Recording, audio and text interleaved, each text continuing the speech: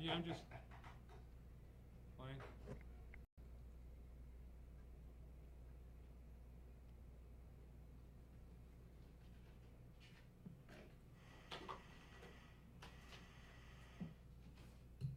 Mic here.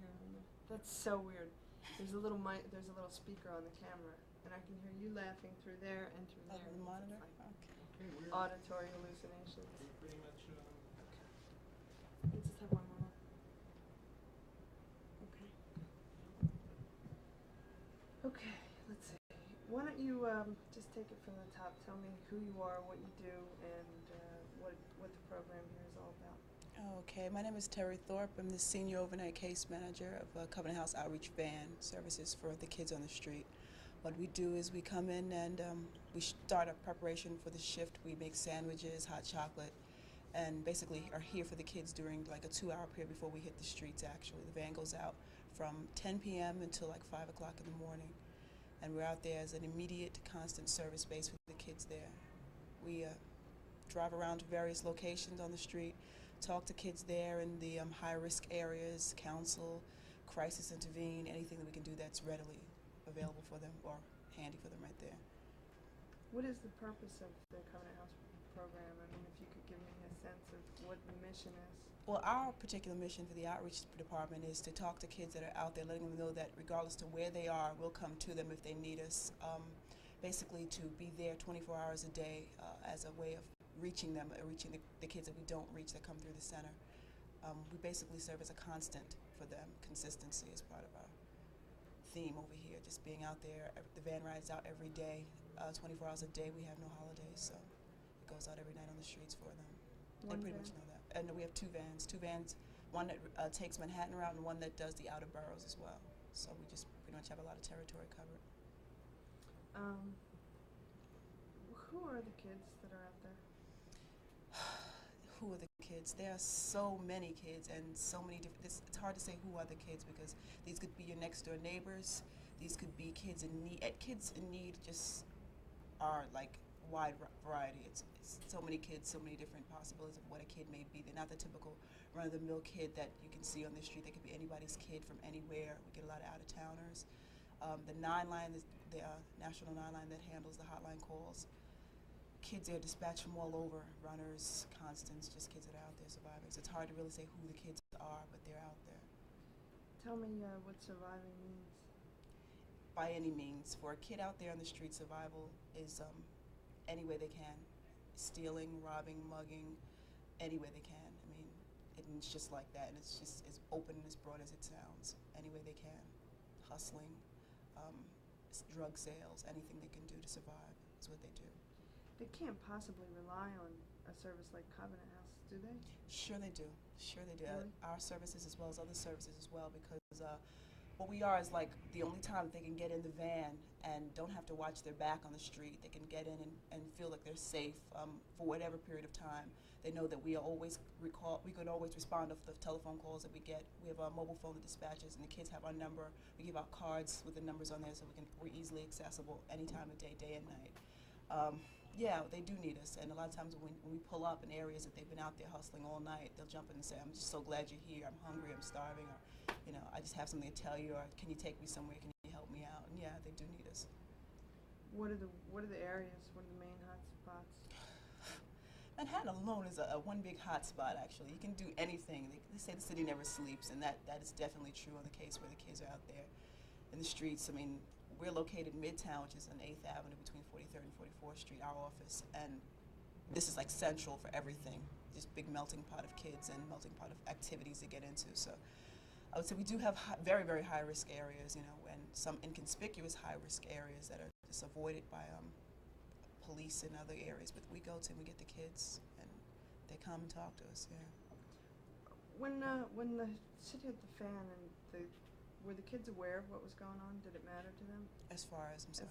The Bruce Vitter thing, I mean, not that... Well, we had a lot of kids in defense of Bruce, and pretty much we try to stick with what we do for the kids that are there, and then, yeah, there were a little upset about it, but in the beginning it's like, you guys, how could they say that about you guys? They're very defensive, extremely defensive. They're like, well, listen, we're here if you need us. And they go, well, Covenant House is great. And a lot of kids came to say that Covenant House helped them out in the time of need, so they don't understand any of it. And they try to steer away from a lot of that stuff. It's just getting back to basics and how they can be serviced and what we can do for them, which is pretty much, it speaks for itself more so than anything they could possibly ever say about Covenant House or Bruce Ritter or whatever.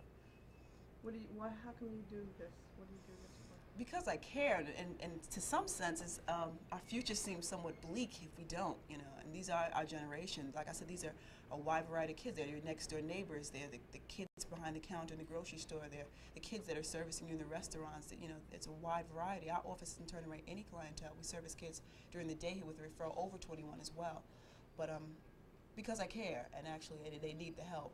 And it used to be is where in this area that I worked before here, you'd come and you'd see the kids and you wouldn't know who they were, but now you walk down Times Square and if you're not in the van, everybody just runs over to you, you know, and they know you're off and on the van, so it's good that you can always have a referral base to tell them to go. You're pretty aware of what other services are available to the kids. How would you rate them? I mean, do you compare the city services to what you do to other outreach organizations?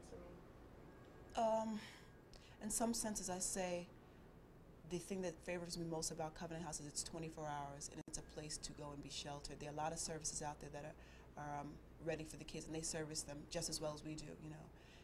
But the thing that we have the shelters and the biggest program and having coming back and forth, and we just service the kids however, you know. A lot of agencies refer the kids, other agencies, however their needs need to be met is how we're in conglomerates with the other street outreach workers as well, so, and the other agencies as well, so they pick up a lot, and we just share information depending on what it is and, you know, how we can best service this client. I tried to call on Friday the police runaway unit, and they said they're closed on Saturday and Sunday, and I was like, what do you mean you're closed? Where do the kids go? They go to guys in uniform. No, they don't. I'm sure they don't. Yeah, they don't. They either come, well, the uniform depends on what you call a uniform. The guys in uniform, if you're referring to the police, that's one thing, but a lot of times we're out there with our jackets on, so we could be the guys in uniform as well, too, so it depends. It depends. But we're open 24 hours, 7 days a week, anytime. It's no questions asked, drop-in center, and you can come over and just go through the process. So what's their relationship with the cops like? I mean, I'm sure they don't trust the cops. No, and that's just it. Us being out there, that's why we try to be so consistent, because being out there on a regular basis, they get to know you. They get to share secrets with you that they wouldn't share. A lot of times they are doing things that are very illegal, and it's very hard for the police to keep up their jobs and doing what they have to do and the kids to survive. So in essence, there is a conflict between the kids and the police a lot, where we try to ensure that if you are in trouble, I mean, sometimes the cops can help you, but a lot of times that role of protection is just a little, you know, buffed when they need to be out there to survive, and the cops have a job to do as well. We're very sympathetic with the police because they do have a tough job. But overall, they give us a lot of referrals as well, kids that they pick up that don't have a place to go. They call us up and say, can you do something for this kid? And almost always we respond and go get the kid regardless to where they are, so that's good. Do you have anything else you want to say? No, pretty much that's it. Okay, well, you can tell us more as we go around. Okay. Does anybody else have any questions they want to come to mind? How many kids do you do a night? It Look at varies. The kids per night could go on, I would say, on a typical. Look, I'll tell you the route picks up. The route picks up from about a Wednesday on because of the pay periods on the street. There's more money toward the weekend. Sunday, Mondays, Tuesday, like our slower nights on the streets because it's the top of the week and everybody's getting back into the week setting. But What's that? the 9 to 5 push button, you know, toward the weekend everybody gets paid, you know, the kids are out there, and especially in warmer weather, it's a lot more kids out in the street. I mean, it's incredible numbers of kids out there. They won't be afraid to break night when they're out there, which means stay out all night, you know, because of the warmer weather, and it's just more to deal with, you know, more to deal with. But the numbers can increase toward the summer. In the winter, they hibernate, so we go to them, we go into their territories, like wherever they could be, there we go. Man has no boundaries. Just it. I'm losing the light. Okay, I'm not holding it steady. I just want to ask you, what are what am I trying to get at? With the kids what their problems are and what they're out there for. Can you just tell me what they face on the streets? I mean, day to day. Oh, the kids on the street, I think from a day-to-day basis, they face exploitation, just violence. There's a lot of kids getting over on each other, so there's no ethics. There are no codes on the street. I mean, it's just beat or be beaten. That's just how they live, and so it's with each other, it's with the authorities, it's with local vendors, it's everywhere. So if there's a problem in one area, it could be a problem in all the areas, as far as violent situations, robberies, muggings, and to the everyday quote-unquote citizens that walk these paths as well, something has to be done about it, and if not, you're going to start getting a lot more breakouts with the citizens that just walk, the streets on a daily basis in their routine, come into cahoots with the kids that are like angry for that day and haven't made their money in the streets or hustled enough or whatever, and then you become a would-be victim for anybody that's coming in the area. So that's a bigger problem as well. Just trying to get this right. You said something that I wanted to get you to comment on. Now I can't remember what it was. I think that's about it.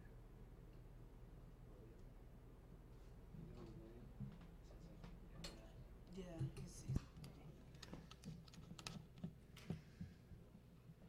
White balance?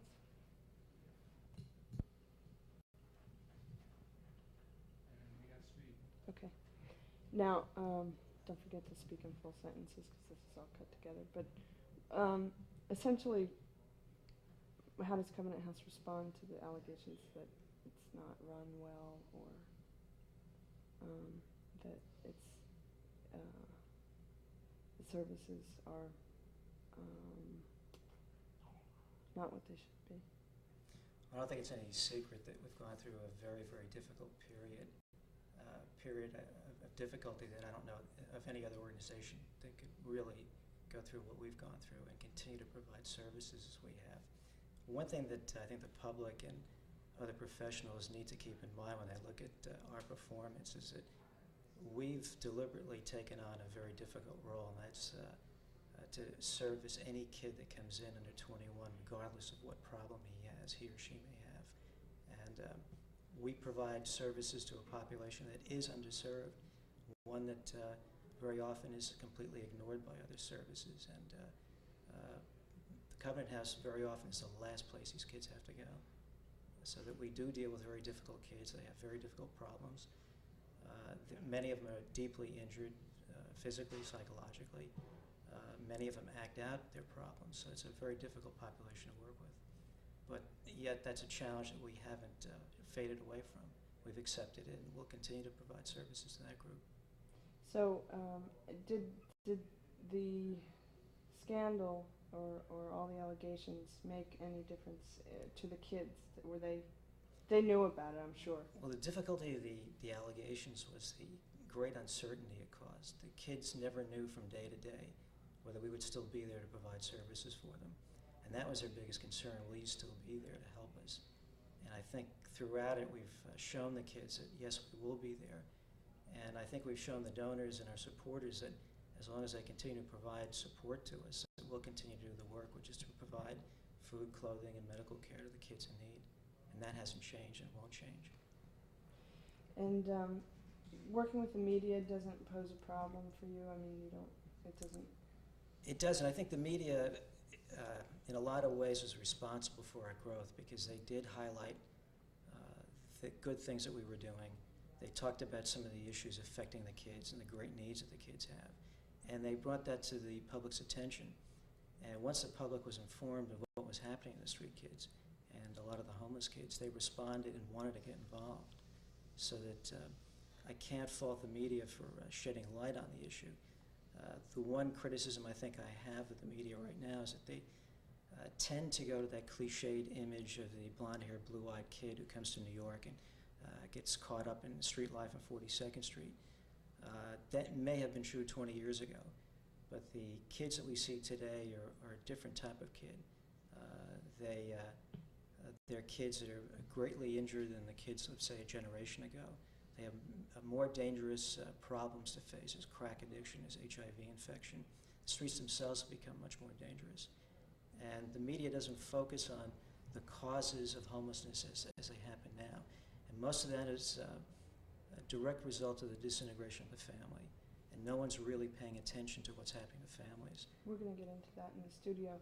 But you know what, I just wanted to add that when we interviewed that kid, he was from out of town. He was blonde-haired, he was blue-eyed. I mean, why, maybe this isn't a question for on camera, but you put me in touch with him, and I was wondering about why he did that. If you'd have more time, we could have had other kids speak to you. In fact, Okay. the kids that you'll see tonight, very few will probably be of that blonde-haired, blue-eyed caricature or cliche of a generation ago. Okay. And that's the image, I think, that the media, very often the media will come to us looking for that kid. Mhm. If we don't provide it, they don't want to do the story. If we do provide the cliche, they then complain that we foster the cliche. So we get criticized both ways. And it's very difficult. I think we're very often in a position where we've got to provide you one white kid, one black kid, one Hispanic kid. Otherwise, the media will think that we're somehow shading or trying to put a spin on the story. But you do work with us, like, very readily, you know. It's very open to this kind of This is an coverage. issue that I think everybody in the country has to focus on. It's going to affect all of us in the years to come, because you're looking at an entire generation of kids that is literally being written off. No one's providing them with services. They have severe needs. They don't have medical insurance. They don't have homes. They don't have jobs. Many of them are functionally illiterate. They have learning disabilities. They're not going to be productive members of society. And the longer we ignore them and we turn our backs on their needs, the worse our problems will get. We could either make an investment now and help them become members of mainstream society, or we can turn our backs on them and have an entire generation of kids that will be on the welfare treadmill for the rest of their lives. Okay. How well does Covenant House run, and could it run better? Excuse me, we're at 20 minutes and I have to change batteries. Speak.